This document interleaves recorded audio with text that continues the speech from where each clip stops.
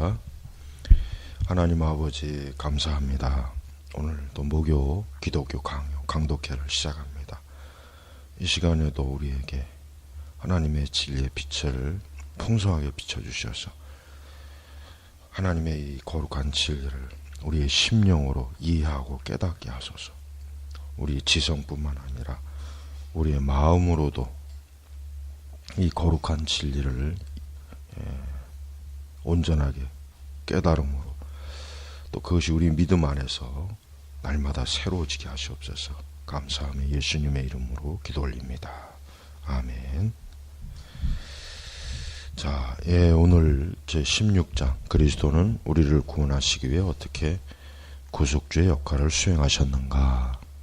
제12번째 오해와 오류에 대항하여 이 교리를 변화함. 지금 이제 오해와 오류에 대항하여라고 이렇게 좀 표제 제목이 나와 있는데, 예수님께서 지옥에 내려가셨다는 그 내용 자체가 사실은 일반적으로는 참 받아들이기가 어려운 거예요. 그러다 보니까 여기서 이제 오해와 오류가 있겠죠, 당연히. 그렇지만 우리는 어떤 사안에 대해서, 그러니까 우리가 성경의 교리, 우리가 이제 교리를 연구할 때는, 이해할 때는 그 교리가 뭐 내 마음에 드냐 안 드냐 이 차원이 아니라 그것이 참으로 성경의 지지를 받느냐 받지 못하느냐, 이게 가장 첫 번째입니다. 오늘 우리가 사는 시대는 이 하나님의 진리를 너무나 이 감정적으로 받아들여요. 감정적으로. 그러니까 하나님의 진리를 감정적으로 받아들이게 되면 아무리 하나님의 말씀이 설령 올바르게 전달이 돼도, 증거되고 선포되고 가르쳐줘도 그 진리를 받아들이는 사람이 그것을 뭐 자기가 듣기 안 좋다, 뭐 기분 나쁘다, 뭐 자기 마음에 좀 상처를 준다, 뭐 자기를 힘들게 한다, 그러니까 이런 식으로 이 진리를 대하는 사람들이 상당히 지금 교회 안에 많이 있어요. 그러다 보니까 강단에서 선포되어지는 말씀은 대부분이 뭡니까?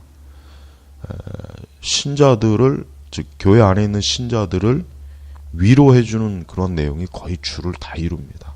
뭐 삶의 문제를 해결해 주는 거, 정서적인 문제를 해결해 주는 거, 여러분이 고통받고 있는 고통을 뭐 하나님이 해결해 주신다. 여러분의 그 인생에, 물론 이제 성경에 그런 주제가 없는 건 아니에요. 있긴 한데 중요한 것은 우리가 성경에 나와 있는 모든 교리적 체계를 다 가르쳐야지. 맨날 설교 주제가 가정에서 애 잘 키워라, 뭐 어떤 정서적인 특히 문제를 많이 다루죠.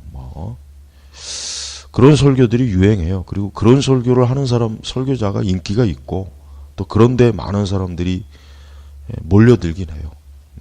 대체로 사람들이 많이 몰리는 교회들이 보면은 교리는 안 가르칩니다. 교리는 없어요. 그냥 뭐 어떤 인간의 삶에 대한 어떤 처방, 그런 처방을 많이 해요. 그래서 큐티식 그런 어떤 처방이라든가 또 뭐 부부관계, 뭐 가정의 문제, 자녀의 문제, 뭐 이런 것들, 그런 것들만 듣고 들은 사람들에게 하나님의 심판이나 죄, 뭐 성령에 대한 바른 교리, 바른 교회론, 이런 거 이게 귀에 들어오겠습니까? 또 죄를 지적하면 왜 내 마음에 상처 주는 말을 하느냐. 설교도 그런 식으로 판단하는데 지금 그래서 우리가 이 지옥 하강 교리뿐만 아니라 우리는 전반적으로 지금 교회 자체가 어떤 이것이 하나님의 진리냐 아니냐, 또 명확한 실체냐 아니냐라는 것보다는 어떤 내 마음이나 내 감정에 이게 와 닿느냐 안 닿느냐, 모든 게 이 감성이라고 하는 필터에 다 이걸 통과가 돼야 돼. 아무리 진리도 이 사람들이 가지고 있는 이 감성의 필터만 여기에 걸리면은 뭐 아무리 성경에서 말해도 소용이 없어요. 안 받아들여요. 그래서 참 정말 교회가 정말 큰일이에요. 제가 객관적으로 봤을 때 16세기가 더 타락했느냐 오늘날 더 타락했느냐라고 비교한다면 사실은 오늘날이 더 타락했습니다. 이건 객관적인 사실이에요. 종교개혁 시대보다 사실은 지금이 더 타락했어요. 모든 면에서 지금이 더 훨씬 타락했다는 걸 우리가 알아야 돼요. 그러니까 지금 우리는 이 교회라고 하는 것이 너무나 많은 사람들이 교회 와서 자신이 어떤 정서적인 위로를 받는 것이 교회라고 하는 그 인상이 너무 깊어요. 그러니 인터넷에 많은 설교들이라든가 요즘 나오는 책들을 보면은 전부 주가 다 그래요. 그러니까 그런 걸 들어보면 식상해요. 이제 식상 맨날 주제가 예수님의 구속, 대속, 예수님의 십자가의 고난, 희생, 죄의 심판, 엄격함 이런 내용 가지고 설교하는 설교자는 거의 없습니다. 거의 없어요. 그리고 그런 내용을 가지고 설교한다고 해도 그런 설교자들은 교회에서 거의 환영받지 못하죠. 기독교 주류에서 전혀 환영 못 받아요. 그냥 싸구려 설교자, 싸구려 목회자 이미지가 강하죠. 그러니까 세련되고 말재주, 부드럽고 달콤하고 아주 나긋나긋하게 사람들의 그 정서를 만져주는 그러한 목회자가 오늘날 가장 인기 있는 목회자예요. 그러니까 오늘날 또 사람들이 몰려드는 교회치고 그런 교회가 아닌 곳은 없습니다. 실제로 살펴보면. 그 근본적인 원인이 뭐냐? 사람들이 진리를 자신의 관점으로 그걸 거기서 한번 걸르기 때문에. 그래서 우리가 이 오해와 오류가 있다고 해서 하나님의 말씀을 바른 증거를 주저하면 안 되죠. 아무리 오해가 있고 오류가 있다고 해도 그걸 주저하게 되면 끝끝내 진리는 선포되지 못하는 거예요. 그래서 우리는 예수님이 지옥에 내려가셨다는 이것뿐만 아니라 다른 것도 다 마찬가지예요.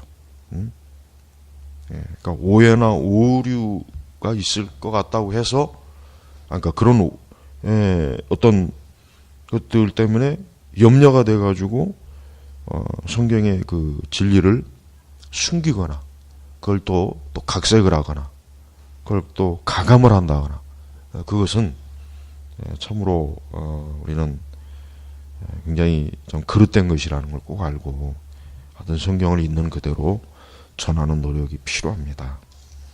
자, 시작합니다. 여기에서 교육을 받지 못한 몇몇 무식한 자들이 무주보다는 악의에 사로잡혀 내가 그리스도에 대해 끔찍한 모욕을 주고 있다고 외쳐댄다. 왜냐하면 그들은 그리스도께서 자신의 영혼의 구원 때문에 두려워하셨다는 것은 그리스도답지 않은 일이라고 생각하기 때문이다. 그 다음에 그들은 더 극심한 중상의 말을 퍼붓는다. 곧 하나님의 아들이 믿음과는 정반대되는 절망을 지니고 계신다고 내가 주장한다는 것이다. 그러니까 예수님께서 십자가상에서 이렇게 예수님의 그 모든 걸 보시면은 언뜻 볼 때는 예수님이 막 두려워하시고 고통스러워하시고 뭔가 좀 이렇게 그냥 용감하고 뭔가 좀 멋있게 장엄하게 이렇게 십자가에서 죽으셔야 되는데 막 목이 마르다 뭐 또 굉장히 막 비통해 하셨단 말이에요. 십자가상에서. 그러니까 이제 그런 그러한 것들이 우리 기독교의 복음에 또 예수님에게 어울리지 않는다. 이렇게 이제 인상을 주니까 이제 이런 건 좀 빼야 되지 않느냐. 이제 그런 주장들을 많이 한다는 거죠. 근데 우리가 알아야 될 것은 예수님이 당하신 고통은 모든 면에서 죄인이 그 죄로 인해서 받는 고통을 있는 그대로 받으셔야 되기 때문에 조금도 예수님께서는 그 부분에 대해서 하나님의 신성을 어때요? 신성으로 그 고통을 감하거나 그러질 않아요. 만약에 그러셨다면 예수님께서 목이 마르면은 그 신성의 능력으로 목을 축여도 되잖아, 얼마든지. 그죠? 근데 안 그랬잖아요. 그게 그러니까 너무 오해하는 게 뭐냐면 예수님은 하나님의 아들이시니까 우리하고는 다르겠지. 인성에 있어서도 좀 덜 아프겠지. 뭐 피곤하지도 않겠지. 좀 고통도 없겠지. 이게 은연중에 너무 많이 깔려 있는 거예요. 그러니까 예수님의 인성을 우리와 똑같은 인성으로 바라보지 않는 거. 이게 문제, 이게. 그러니까 앞으로 좀 예수님에 대해서 말씀을 읽을 때, 묵상할 때,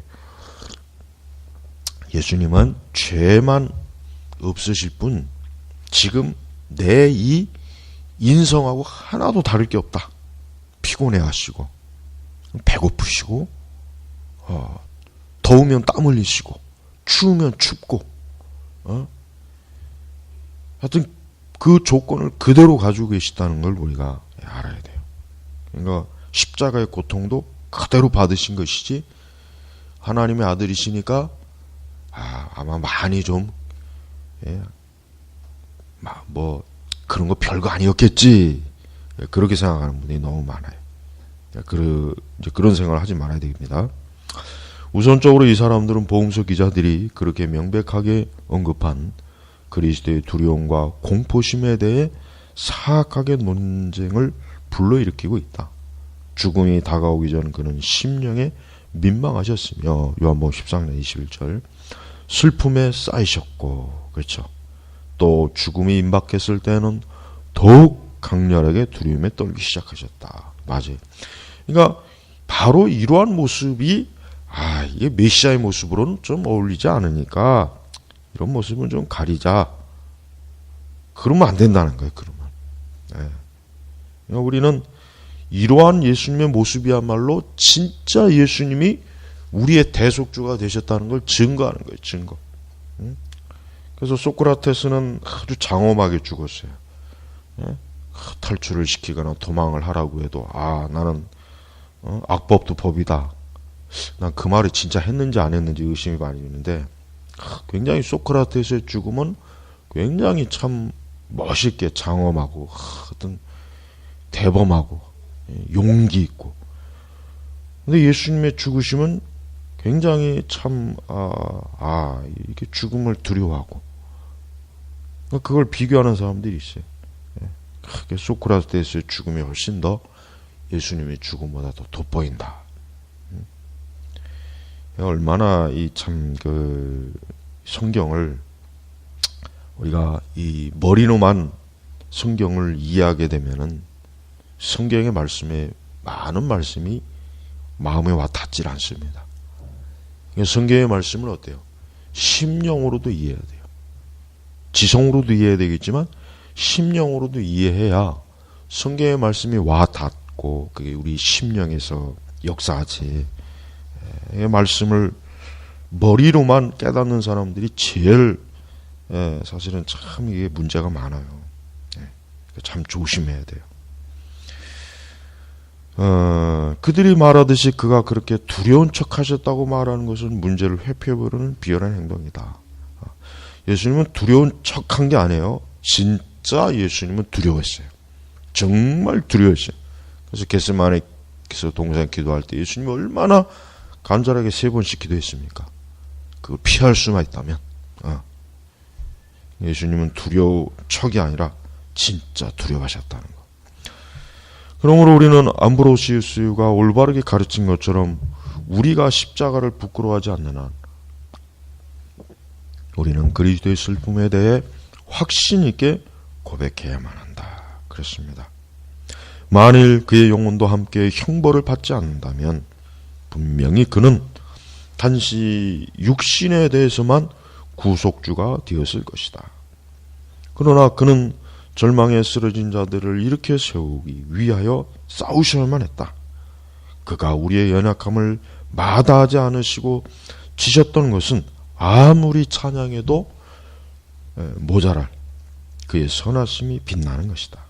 따라서 이런 그의 하늘의 영광을 조금도 손상시키지 않는다.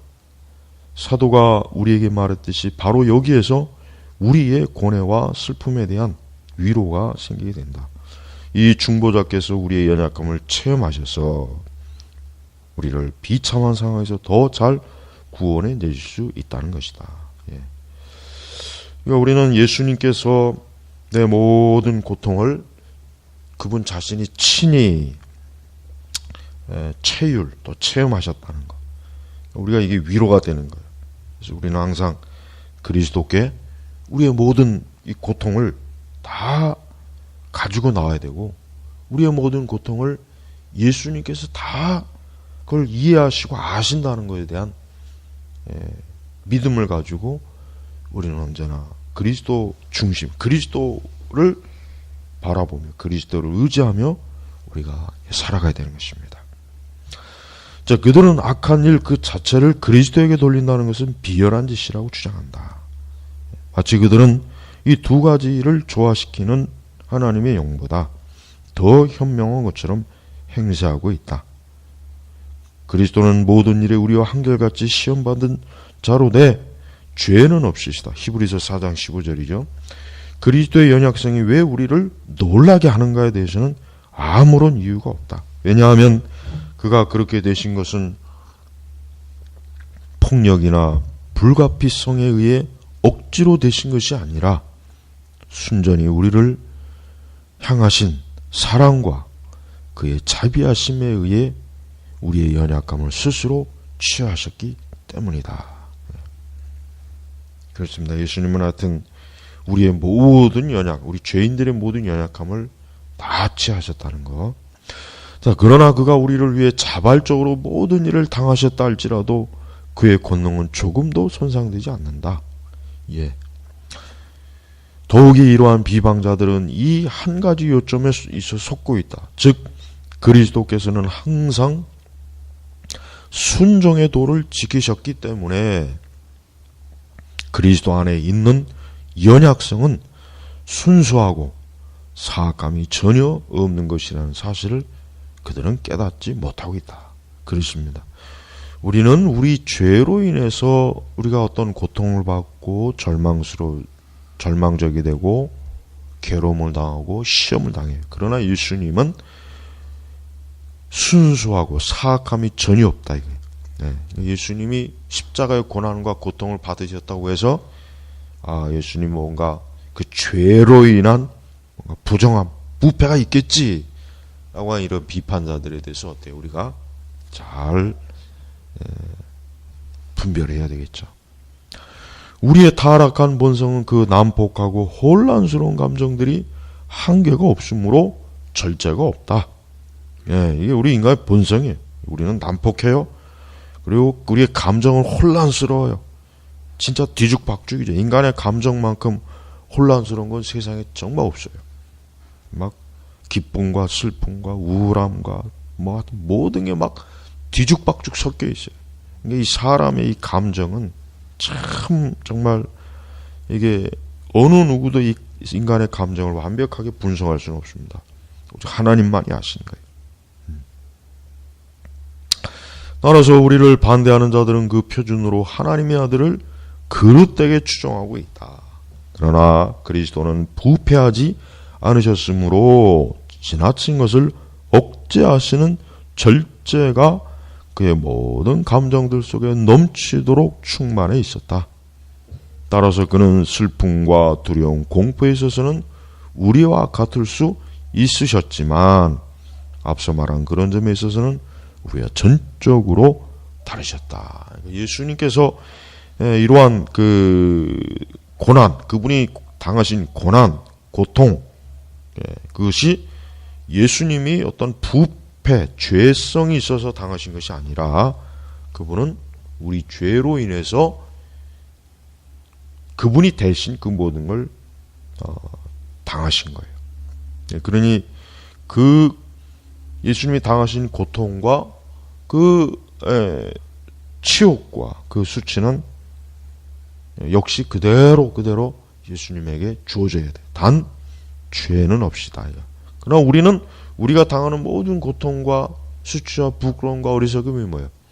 우리의 부패성, 우리가 오염되어 있잖아요. 그러니까 죄를 졌잖아요. 그러니까 당연히 예수님하고 우리와는 다르죠. 우리의 대적자들은 반박을 받게 되자 또 다른 허위 진술로 비약한다. 즉 그리스도께서는 죽음을 두려워하시기는 했지만 하나님의 저주와 진노를 무서워하지는 않으셨으며 그 저주와 진노에서 자신은 안전하다고 알고 계셨다는 것이다.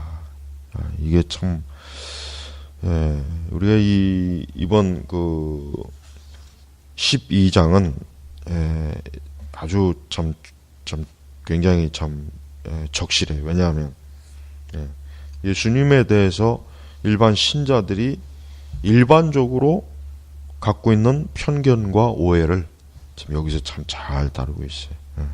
그러니까 봐요. 여기도 그래요. 우리가 이제 하나님의 아들이니까 예수님께서는 당신이 죽음 이후에 이제 그 저주와 진노에서 하나님이 알아서 잘 건져주시겠지 뭐. 그러니까 모든 게 다 이미 정해진 각본대로 가니까 뭐 마치 그러니까 편안하게 예수님이 좋은 결과를 마치 알았다는 듯이 예수님이 고통을 받았으니까 그게 뭐 힘드냐 이런 추측을 하는 자들이 있다는 거예요. 그러나 실제로 그게 아니에요. 예수님은 자기 자신이 정말 그 하나님의 저주와 진노에서 죽는 줄 아셨단 말이에요. 그러니 얼마나 그게 무섭고 두렵습니까? 그러니까 그거를 우리가 조금이라도 한번 좀 생각을 해요. 그럼 예수님이 당하신 고난이 얼마나 예수님 자신에게 정말 아주 조금도 제어되지 않고 그게 그분에게 그대로 그 고통과 저주, 두려움이 간 거예요. 그러니까 우리가 그리스도께서 당하신 고난에 대해서 너무 우리는 편안하게 생각해요. 예수님이니까, 메시아니까, 하나님의 아들이시니까, 뭐, 우리하고는 다르겠지. 뭐 좀 많은, 뭔가 보이지 않는 혜택이 있겠지. 뭐 어차피 뭐 각본대로 예수님은 3일 만에 부활할 건데 뭐가 힘들어 잠깐 견디면 되겠지. 그게 아니라는 거예요. 그게 아니라는 거예요. 그게. 우리가 예수님의 그 고난을 좀 많이 묵상하면 참 좋아요. 정말 그래서 경건의 수단에 있어서 예수님의 고난을 많이 묵상하면은 참 우리로 하여금 겸손하게 하고 참 죄를 두려워하게 하고 또 하나님에게 불순종하는 걸 참으로 싫어하게 하고 또 세상을 사랑하지 않고 자기를 부인하고 또 자신을 더욱 참 그리스도의 사람으로 스스로가 절제하고 언제나 참 좁은 길로 가는 것을 기뻐할 것입니다. 틀림없습니다. 자, 그러나 경건한 독자들은 그리스도께서 대부분의 일반적인 사람들보다 더 남다르지 못하다고 비겁하셨던 것이 그에게 얼마나 명예스러운 일이었는지를 생각해 보아야만 한다. 도적들이나 다른 악행자들은 거만하게 서둘러 죽음을 재촉한다. 악인들이 때때로 그렇죠. 자기들이 보면은 굉장히 용감하게 죽는 사람이 많아요. 용감하게, 비장하게. 그게 사실은 어리석은 거예요. 그게 사실은 어리석은 거란 말이에요. 많은 사람들이 거만하게 만용을 부려 죽음을 멸시하며 또 어떤 사람들은 조용히 그것을 받아들이게 된다. 그러면 하나님의 아들이 죽음에 대한 두려움 때문에 충격을 받고 거의 기절한 상태까지 이르셨다는 것은 과연 어떤 종류의 일관성과 위대함이라고 할 수 있겠는가? 할 수 있는가? 그에 관하여 일반적으로 기적적이라고 언급되는 일이 언급되어 있다. 즉 그의 고통이 너무나 심했기 때문에 핏방울이 그의 얼굴에서 흘러내렸다는 것이다. 그리고 그는 다른 사람들에게 이것을 보여주시기 위해 그렇게 하지는 않으셨는데 그 이유는 그가 은밀히 그의 아버지께 괴로움을 호소하셨기 때문이다. 이것은 모든 의심을 다 버리게 한다. 즉 그리스도께서는 자신을 격려하기 위해 하늘로부터 내려온 천사들로부터 특별한 위도를 받으셔야만 했다. 예수님께서 이러한 참 고난과 고통은 참으로 조금도 하나님의 아들이라고 해서 혜택을 받거나 어떤 도움을 받지 않고 있는 모든 것들을 그대로 받으셨다는 걸 지금 칼빈은 굉장히 강조하고 있어요. 왜냐하면 그 당시도 이러한 일에 있어서 이해하지 못하는 사람들이 많이 있었다는 증거죠. 자, 내가 이미 말했듯이 만일 그리스도께서 일반적인 죽음 때문에 핏방울이 흘러내릴 정도로 매우 고통스러워하셨고 천사들이 나타남으로 기운을 차릴 수 있으셨다고 한다면 그것은 얼마나 부끄러운 나약함이 될 것인가. 과연 그러한가? 믿기 어려운 쓰라린 마음에서 나와 3번이나 되풀이된 기도, 즉 내 아버지여 만일 할만하시거든 이 잔을 내게서 지나가게 하옵소서. 그러니까 예수님께서 이러한 기도를 하신 3번이나 하신 것이 그만큼 예수님으로서는 그 십자가의 죽음과 고난이 정말 피하고 싶었던 거예요. 정말 피하고 싶었던 거예요. 정말. 얼마나 예수님의 그 십자가의 죽으심이 두려웠으면, 무서웠으면, 고통스러웠으면 이런 기도를 하셨겠냐고요. 한번 생각을 해봐요. 그러니까 절박한 거예요, 진짜.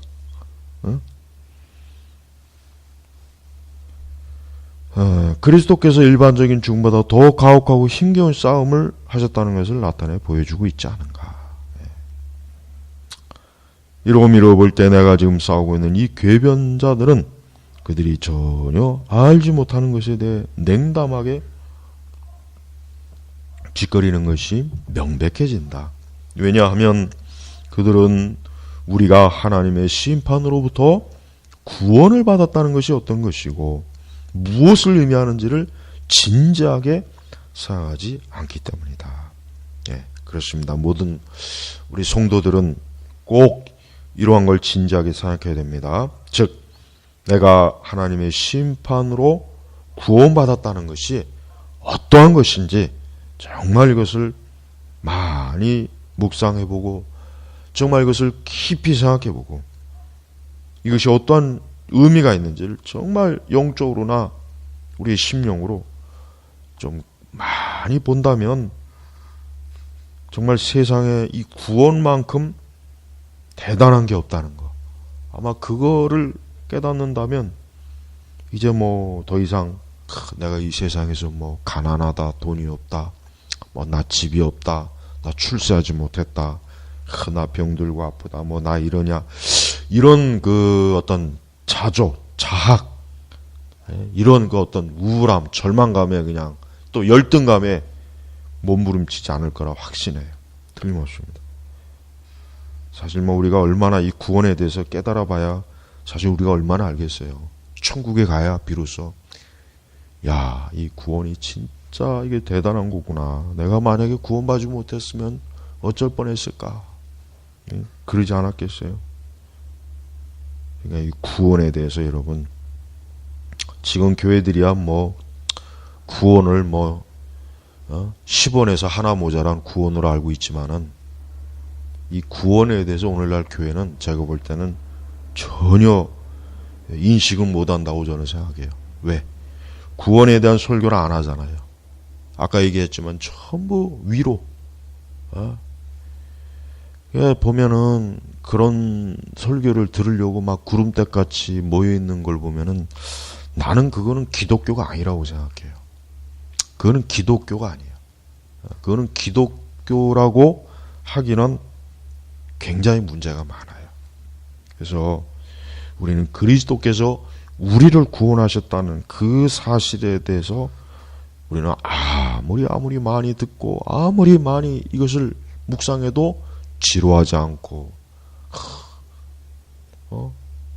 생각하면 생각할수록 또 감사하고 감격하고 놀랍고 막 그냥 이게 평생 이렇게 가야 되는데 그래서 몇 번 구원 설교 듣고 나면 이제 아유 지루한데 뭐 다른 재밌는 얘기 다른 거 뭐 축복 받는 거 은사 받는 거 요즘 요즘이 아니라 하여튼 기독교 출판물 중에 우리 한국 사람들이 쓴 책들 보면 전부 다 그런 내용이에요. 전부 다. 그 설교를 들어보면 특히 저 미국에서 활동하는 한국계 목사들 그 설교 들어보면은 그 사람들은 그냥 그 뭐라 그럴까 그저 용기를 불어넣어주는 하나의 그냥 그걸 뭐라 그래요 그 회사에서 그 사원 교육 시키는 그 사람들 그거예요. 용기를 가져라 힘을 가져라 그리스도께서 너와 함께 하시니까 너에게는 대적이 없다 돌파력을 가져라 뭐 무적이다 막 전부 그런 내용이 전부 다. 그러니까 청년들은 그런 설교 들으면 좋아하죠. 그냥 지금 당장 막 내가 안 되는 게 많이 이런 설교 들으니까 막 그 전부 다 그 사기꾼이에요 그놈들. 그 특히 미국계 그 한인 목사들 있죠. 그 젊은 애들 보면은 근육 막 이렇게 키워가지고 막 그냥 나는 걔네들이 도대체 보면은 걔네들 보면은 굉장히 막 마치 그냥 그리스도에게 막 자기 자신이 많이 올인한 사람처럼 아주 말끔하게 생겨가지고 막 옷도 타이트하게 입고 그냥 막 열정적으로 막 해요. 근데 전부 다 사기꾼이에요. 예. 그들이 낸 책들 읽어보면은 근데 그런 사람들이 인기가 있다는 것 자체가 오늘날 교회가 십자가를 잃어버렸다는 거예요. 스펄전이나 위대한 진짜 뭐 아더 핑크나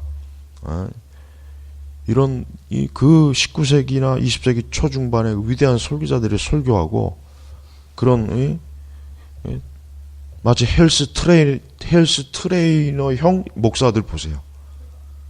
예? 비교해 보란 말이에요. 비교해. 예? 그러니까 제발 좀 그런 사기꾼에게 열광하지 말고 우리 특히 청년들 제발 좀 이런 기독교 강요 읽고 스펄전이나 캔맨 몰간이나 아더 핑크나 그냥 그 과거에 진짜 복음 이 성경을 전한 사람들의 이 설교나 책을 읽어보란 말이에요. 그래야 참된 신앙을 갖는 거예요. 안 그러면은 지금 제가 볼 때가 아니에요. 이거는 내가 기준으로 보는 게 아니고 성경 교리로 기준으로 보는 거예요. 제발 좀 이 구원에 대해서 좀 많이 묵상을 좀 해보세요. 뭐 구원 얘기 한 번 들었다고 식상해 한다. 그 사람은 구원 받은 게 아니에요. 그 사람은 예수님 믿는 게 아닙니다. 구원이라고 하면 정말 1000번이고 100번이고 10,000번이고 들어도 가슴이 떨리고 감사하고 기쁘고 영광스럽고 이런 마음이 막 들어와야 그 사람이 진짜 하나님의 사랑 구원을 아는 사람이지. 그거 옛날에 몇 번 들었어요. 그런 설교 지루하니까 하지 마세요. 그런 거 말고 좀 용기를 주는 설교 하세요. 위로해주는 설교 좀 해주세요. 막 뭔가 막 이 가슴을 막 이렇게 부풀게 하는 거. 그게 얼마나 영혼에 해가 되는지를 모르는 거예요. 그만큼 이 진리의 물이라고 하는 게 어떤 건 썩은 물이에요. 썩은 물. 그러니까 제발 그런 썩은 물을 단물로 생각하지 말고 참된 이 복음, 이 종교개혁자들의 책도 좀 많이 읽고 청교도 책도 많이 읽고 정통 청교도 개혁주의자들의 책을 많이 읽어봤어요. 그러면은 지금 유튜브와 지금 뭐 유행하는 설교를 들어보면 저건 설교가 아니라 그들의 입은 혀는 혓바닥은 뭐예요? 에덴 동산에서 뱀의 혓바닥이라는 거 금방 알 수가 있단 말이에요. 제발 좀 분별을 잘 해야 됩니다. 그렇지 않으면 여러분의 영혼에 영원히 돌이킬 수 없는 무서운 심판에서 건짐을 받지 못하고 영원한 지옥의 심판에 여러분 떨어집니다. 자, 오늘은 여기서 마치겠습니다. 기도하겠습니다. 하나님 아버지 감사합니다. 주여 오늘도 기독교 강독회를 통해서 주여 성경의 진리를 바르게 이해할 수 있는 올바른 교리를 가르쳤습니다. 이 시간에 이걸 통해서 주여 제발 좀 듣는 모든 이들이 참된 복음과 진리로 돌이키고 가까이 오게 하셔서 저들의 영혼이 구원받고 진정한 하나님의 자녀가 되게 하소서. 예수님의 이름으로 기도 올렸습니다. 아멘.